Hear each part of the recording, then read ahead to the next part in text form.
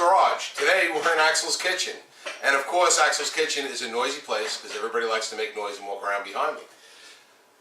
We're making chili today in the kitchen.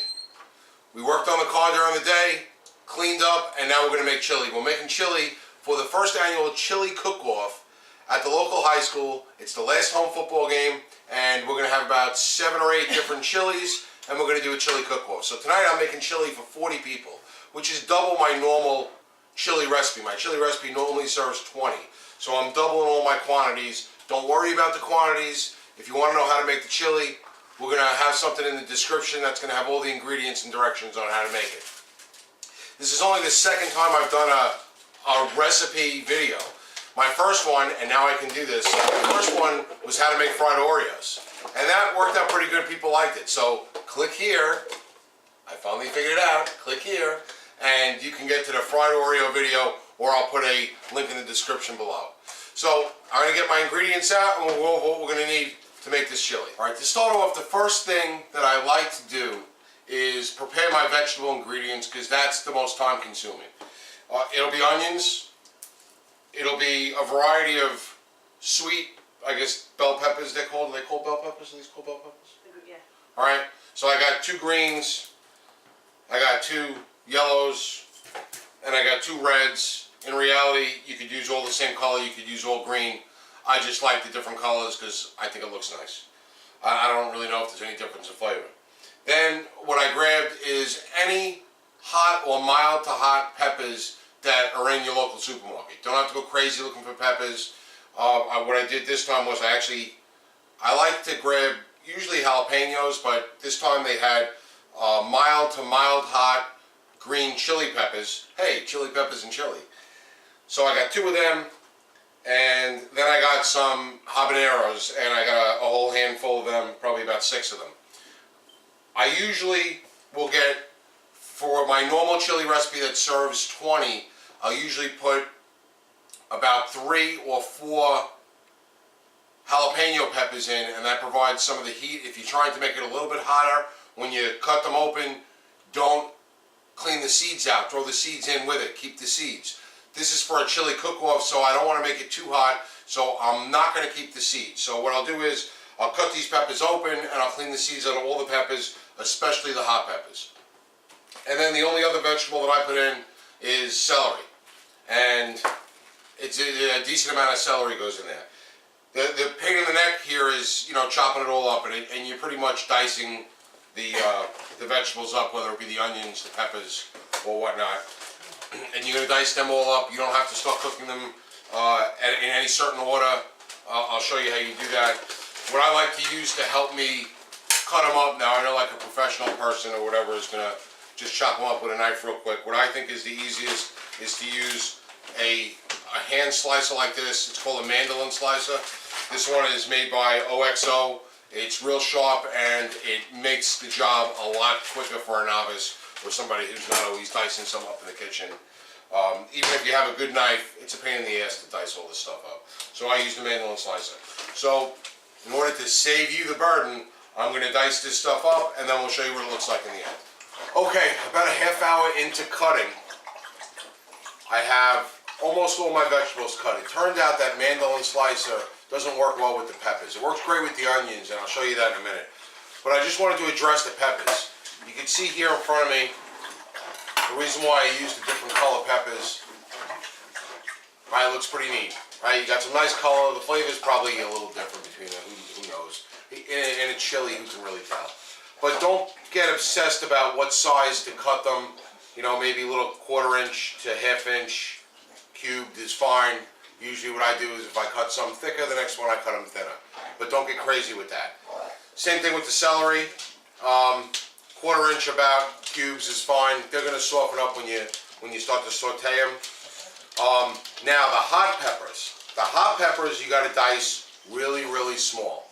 And the reason why you're dicing them small is because you want to have as much surface area of that pepper touching everything else and going in that pot. They're almost going to dissolve. You're cutting them so small. And that's how you get, that's where your heat's coming from.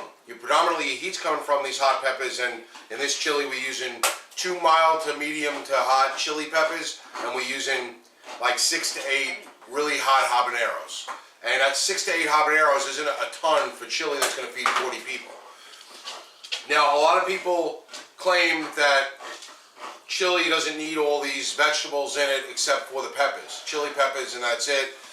I've eaten chili all over the place, and I've tried to make different chilies, and I've gotten chili cookbooks, and depending on what region of the country you live in, their chili, whether it has beans or beef or vegetables or no vegetables.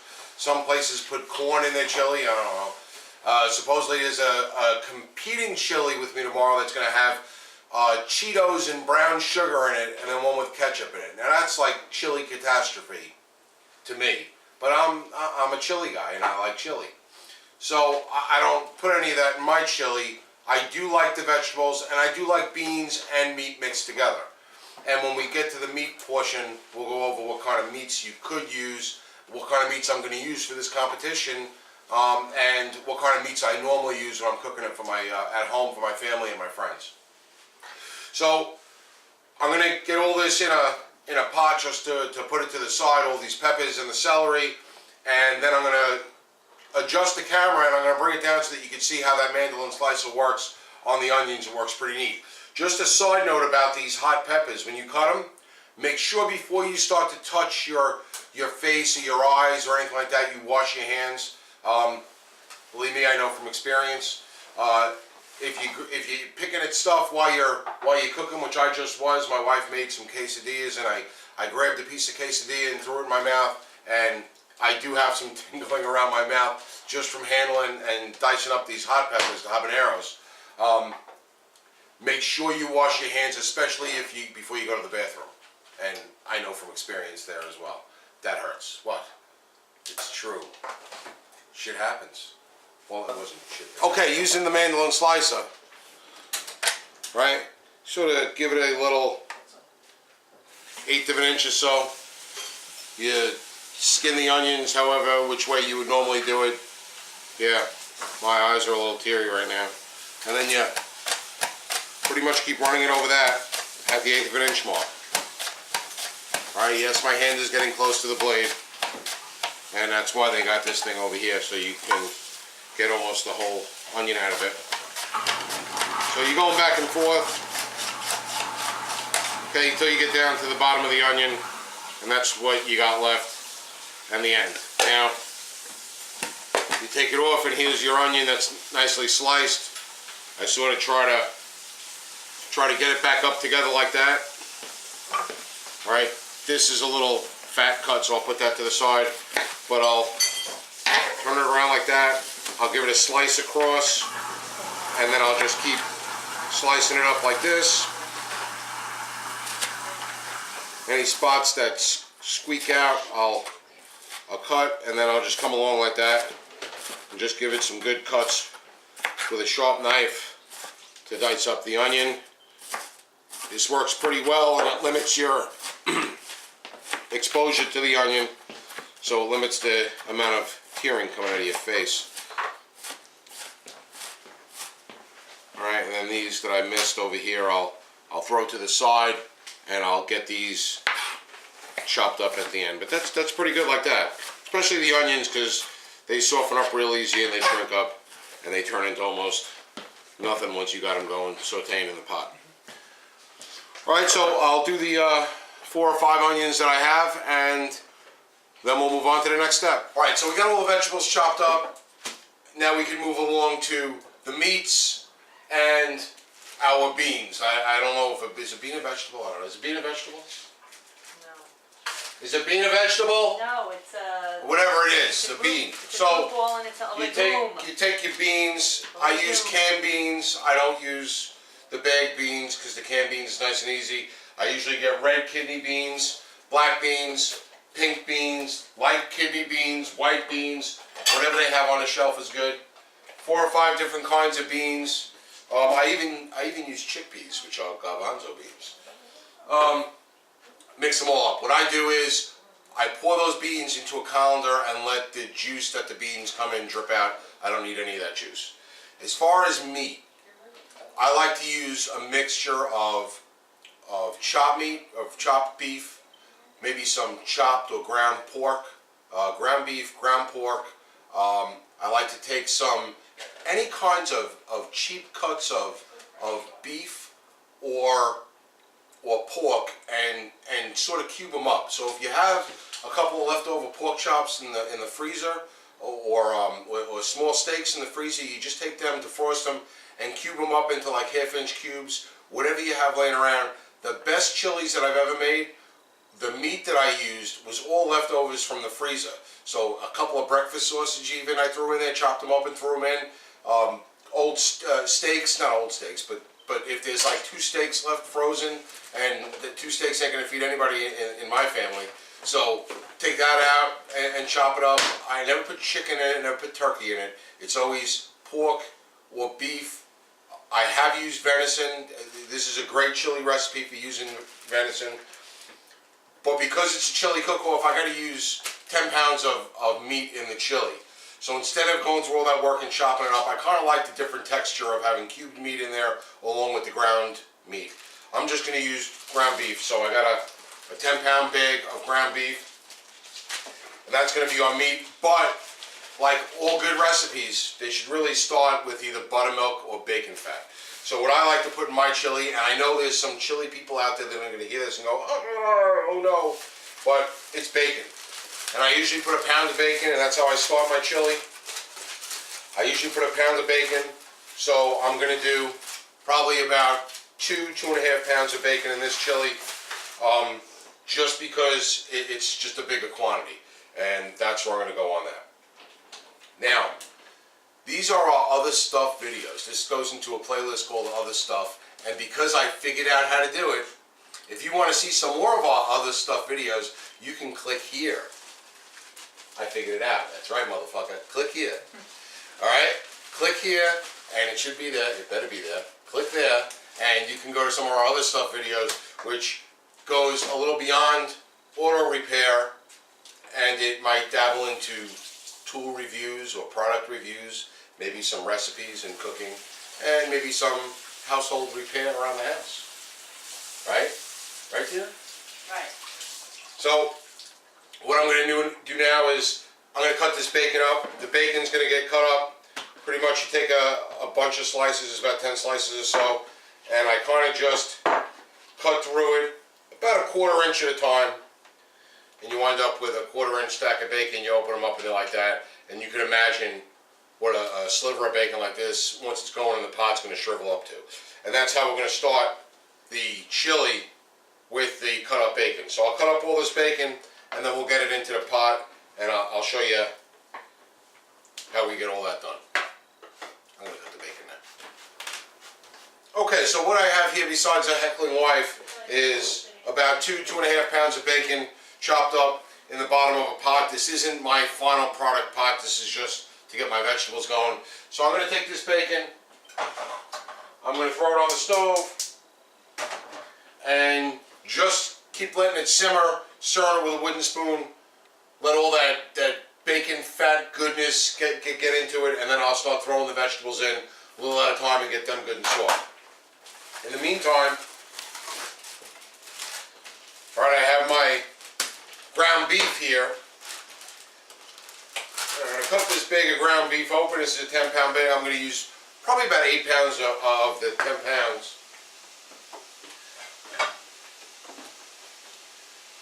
And I'm going to use this oddly shaped frying pan. What do you call this? This is my wife's frying pan, but it's shaped different. It's kind of a deep frying pan. And not deep frying, just a deep frying pan. Saute pan. Saute pan, you call it? And I'm going to plop about half the meat in there. What I am going to do, just to help get it going a little bit, is I'm going to take 2 pieces of bacon, and I'm going to drip them in there, and then let some of that bacon goodness mix in with the ground beef. So I'm going to brown this, and I am going to drain off the fat from the ground beef. The bacon that's cooking in that pot behind me, we are not draining off that fat. That fat is part of the special chili serum of bacon fat goodness, so that does not get drained off.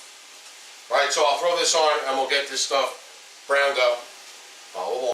Alright, so while I let that bacon goodness simmer down, and this is what it looks like, it's about, I would say, 3/4 of the way done, and I got a nice 1/2 inch or so of bacon fat goodness in the bottom of the pot. While that was going, I was able to brown 8 pounds of ground beef. So it actually worked out pretty good. Once the ground beef got done, I put it in a colander to drain, and this seems to be just about perfect. It's starting to crisp up on the edges, but it's still basically soft, which is where you want it.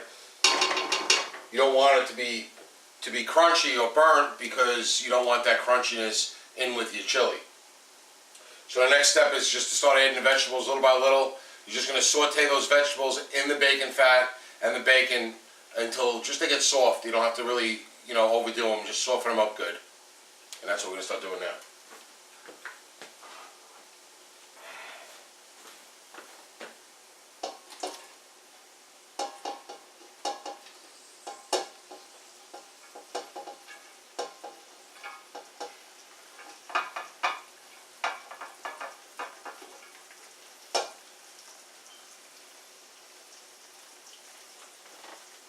And I'll just put a little at a time.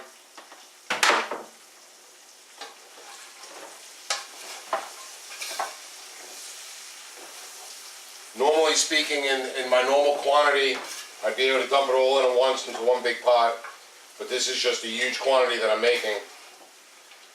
My normal size pot is a pretty big quantity, so this is an even bigger quantity. So now you got your veggies in there. And what I'll do now is I'll add my crushed garlic in now, as the onions and the peppers and the celery is starting to saute in that bacon fat, is when I'm going to add the crushed garlic. And pretty much now is when you're going to start smelling it all start to come together. And I still didn't we really didn't start cooking the chili yet, and it's going to start smelling like it's coming together.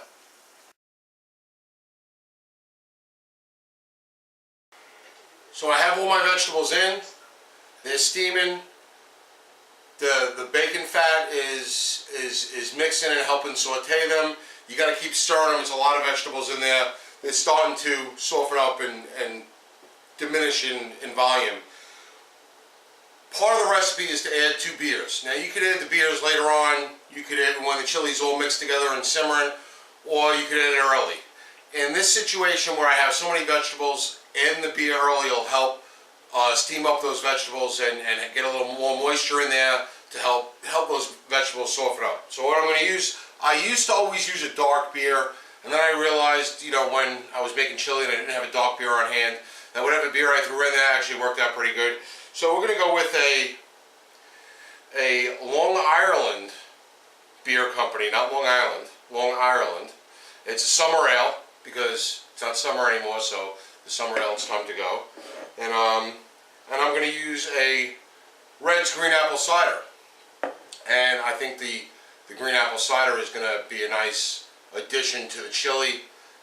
In the end, it's just some extra fluid that you're putting in there to help bring everything together. But I finally have an opportunity to use my new bottle opener. Nice. And I'll add these in. So you give it a good stir and let it get back up to temperature. It smells really good in there. The garlic, the onions, the bacon fat, and then adding the 2 beers, especially this green apple ale, which I'm not a big fan of drinking on its own, but the smell that it's making mixed with those vegetables and everything sauteing is coming really good.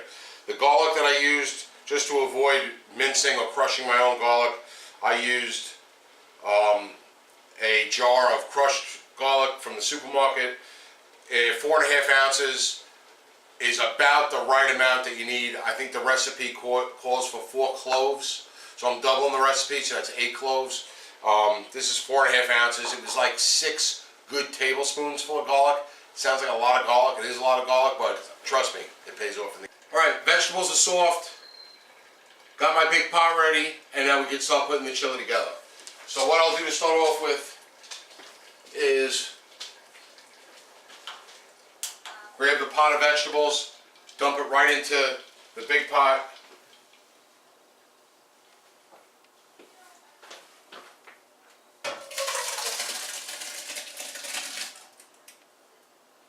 Make sure you get out all the bacon goodness.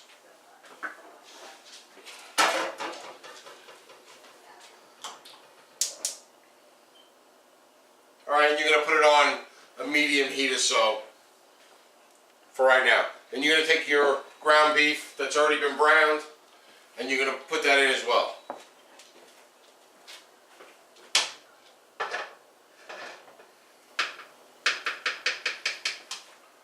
Alright, so you're going to give that a big stir, and you got your beef in there, you got your vegetables, you got your bacon fat, your garlic.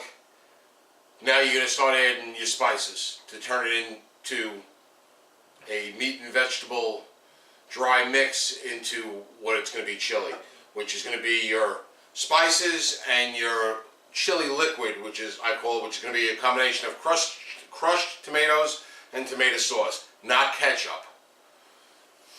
Right, we will put a little Worcestershire sauce, we will put a little hot sauce, we will not put Tabasco sauce, because Tabasco has a very specific and distinct flavor. We're going to go, are you taking me to over there, you liar? Tabasco's got a very distinct flavor, so we're just going to use any other hot sauce that you like besides Tabasco. Even if you like Tabasco, don't use it in the chili, because the Tabasco flavor always seems to make its way through. We want the hot sauce to be there to give it a hot sauce kick, not a Tabasco kick. So any other kind of hot sauce that you like other than Tabasco. And I'm going to get my spices together. All the spices that I'm going to use is going to be black pepper, white pepper, cayenne pepper. Not too much cayenne pepper, only because it's for a chili cook-off competition and I'm not looking to make it overly spicy. I might actually only put a teaspoon or so of cayenne pepper in it, taste it as it gets closer to competition time tomorrow, and if I gotta add a little bit, I'll add a little bit. But I think those habaneros were pretty hot, and I think they're gonna do the trick. So I'm gonna probably keep the cayenne on the side for now. I am gonna put some ground mustard in it, and of course I'm gonna put a decent amount of chili powder. I believe I use, let's see what my recipe says. Like I said, this is my own recipe where I kind of took chilies from different regions around the country and I kind of mixed them together. I think my stiffest competition tomorrow is going to be a guy from Texas, moved up here last year, and he's going to make a Texas chili, which probably won't have beans in it. It's probably going to be an all beef chili, and he's probably going to be my competition this year. And then there is one ingredient that I ain't telling you what it is, because that's what makes my chili. And without it, it's still really good chili, but with it, it's my chili. So you can't know what that one is. It's not rocket science. I'm sure most of you could figure it out. It's the one chili ingredient that I didn't put in the chili. You know, like I'm breaking any codes open here. But pretty much what I'm using is, for my chili lube or my chili juice, is going to be just generic crushed tomatoes, whatever brand that your supermarket carries is fine.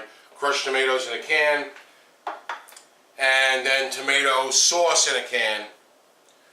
It's not like a pasta sauce. This is just regular tomato sauce in a can that you would use to make a sauce that would go on pasta. This stuff does have to be, it's kind of cooked, but it does have to simmer. So when you add the spices and all that in together, that's what is going to start giving you that chili flavor. And we're going to let it simmer anywhere from 3 to 5 hours, and that's what's going to give the meat and everything a chance to all blend together and get those flavors going. The 3 hours is probably your minimum, and that's your hottest. The longer you simmer it after 3 hours, the less spicy it will be. No matter what kind of, unless you add peppers as you simmer, or add some cayenne as you simmer to keep the spice level up, it tends to, a longer simmer tends to mellow it out. So I'm probably going to simmer it for an hour or two tonight, throw it in the fridge, and then tomorrow morning I'll probably simmer it for another hour or two before it's going to be served at the chili cook-off. And that's just to make it easier so I can go to bed tonight and I can get it then warm.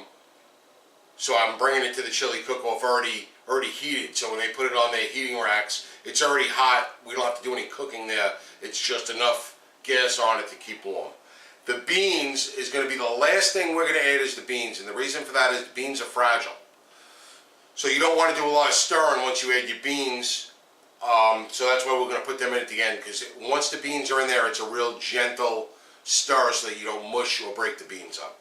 So I'm going to start adding the spices and my tomato sauce and my crushed tomatoes, and it's really going to start smelling like chili in here.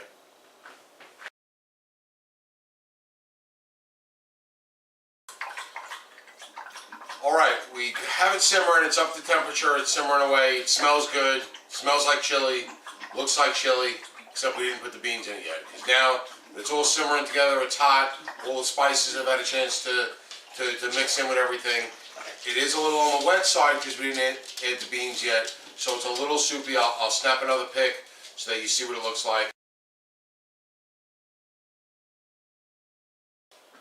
Alright, so that was what the chili looks like now before we're adding the beans. Now all we did with the beans, we didn't wash them or anything. They're canned beans. We took them out of the cans, poured them into a colander, let it drain. I don't need all that bean juice in there, whatever that's called, whether it's an oil or water, I don't know what it is. But anyway, I put them into a colander. I'm just going to dump them in.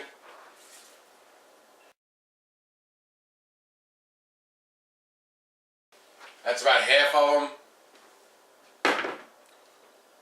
I'm going to put the other half in the colander, let them drain out and dump them in. And then we're going to keep stirring. We're going to keep it on a very, very low simmer. We're going to stir gently so that we don't mush the beans and break the beans up. We want those beans to be whole. And I'm going to let it simmer for about an hour or two this morning, tonight rather. And then I'll put it in the fridge. Tomorrow morning, the chili competition starts at 1 p.m. The chili starts getting served. They announced the winner at halftime of the game. The game starts at 2 p.m. So figure we're going to serve chili from about 1 till about 2, till about 3 o'clock or so. And then probably around 3:30 or so is when they're going to announce the winner.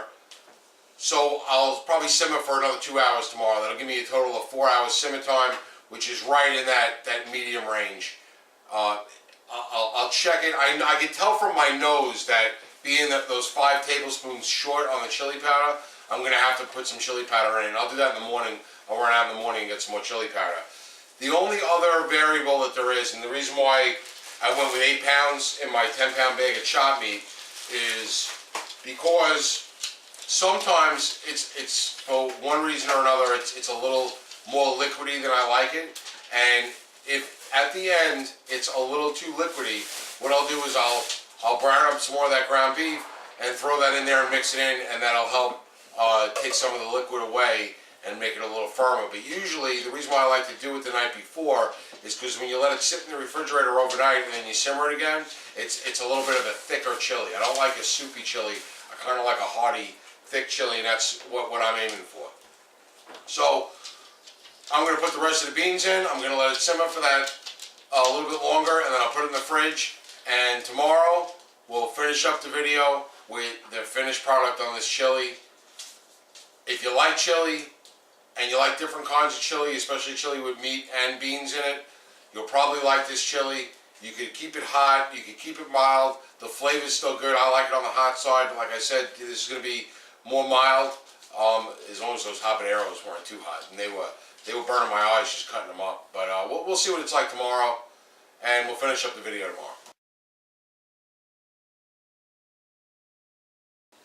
Okay, it's the next morning. Last night we let the chili simmer for an hour or two while we cleaned up everything, or actually while my wife washed most of the pots and pans and cutting boards that I used. But we let it simmer for pretty much 2 hours, let it cool down, put it in the fridge overnight, and then this morning woke up, brought it up to temp, and then started the clock on the simmering. So it's been simmering another 2 hours. So figure about 4 hours simmer time, which is right in the average. I like to go 3 to 5 hours.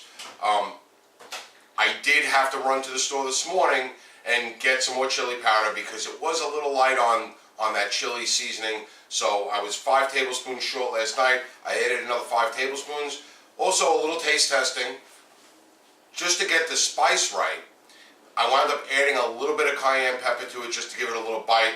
How the peppers and the seasonings work a lot of times is the fresh hot peppers that you put in are going to give you that after bite, and cayenne pepper and some of the hot sauce that you put in is going to give you that hot flavor as soon as you start eating it. So we got it simmering. I did notice, and depending on your vegetables and your beans, sometimes it'll be a little dry or it'll be a little liquidy. So what I do is if it's a little dry, I'll add another small can. There's 6 or 8 ounce cans of tomato sauce. I'll add another small can or 2 of tomato sauce to make it a little more liquidy. If it's dry, and if it's liquidy like it is today, or it was, when I started simmering this morning, it was a little liquidy. So what I did was I put in a little bit more ground beef. I browned up some more ground beef and dumped that in. That helps absorb some of the liquid, and then it's pretty good. I simmer with a lid on, and then just before serving time, I'll let it keep simmering with the lid off. And that usually gets you to the right consistency. I also serve it, like that, Steve-O. I serve it with a slotted spoon so that it's not as liquidy when it goes in the bowl. And it's a real nice looking chili too. And that's what we're going to do is I'm going to just plate up a small bowl of it just so you can get a good idea of what it looks like. We're at what, about 2 hours? What time is it? Wow, 11:51. So we're about an hour and 10 minutes from serving time. So I'm going to serve up this bowl here so that you can see what it looks like. I'll snap a photo of it, and then I'm going to take that chili, throw it in the car, and we're going to bring it up there. And 1 o'clock is chili cook-off time. Hopefully I do pretty good. I think I have a good chance, except for the new guy from Texas. He might come with something. I know last year, he's new, he hasn't even been in town a year yet, but last year we had a little barbecue after lacrosse season, and they made some kind of Texas potato salad that was out of this world. So I think he's going to be my stiffest competition, and we'll see what he brings to the cook-off. But let me plate this up and stop yapping.